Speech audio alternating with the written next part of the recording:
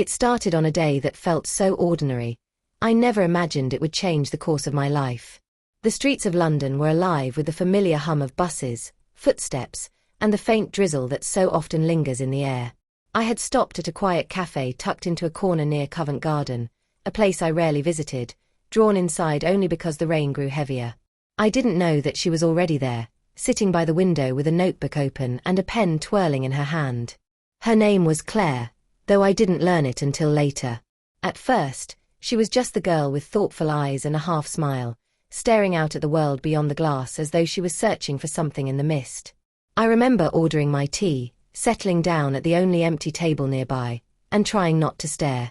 But she caught me anyway, lifting her gaze just long enough for our eyes to meet.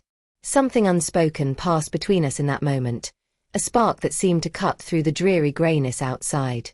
We spoke because of the rain. I made some half-hearted comment about how London never seemed to give us a proper summer, and she laughed, the sound soft yet warm, like sunlight breaking through clouds. From there, the words flowed easily, as though we had always known how to talk to each other. She told me she was a writer, collecting fragments of life and turning them into stories. I admitted I was more practical than poetic, though I envied her ability to see beauty in the small things. Hours slipped away unnoticed. We shared stories, dreams, little pieces of ourselves that most people keep hidden at first.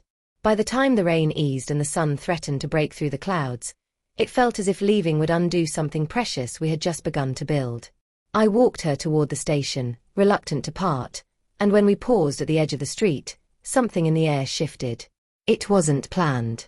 Neither of us leaned in with certainty. Yet somehow, standing there with the city rushing around us, our lips found each other. It was soft, almost tentative, but it carried the weight of promise. The world didn't stop, but for me, it might as well have.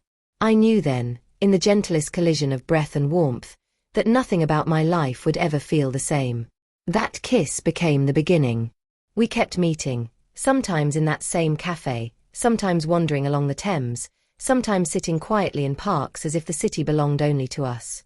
Each time, I discovered more reasons to fall for her. The way her laughter carried, the fire in her eyes when she spoke of her stories, the vulnerability she revealed in her silences. Looking back, I marvel at how a single kiss, born from chance and courage, became the turning point. Love didn't arrive in a grand gesture or a perfect plan. It arrived in a fleeting moment outside a cafe, carried by rain, sealed by a kiss. And from that instant on, everything changed.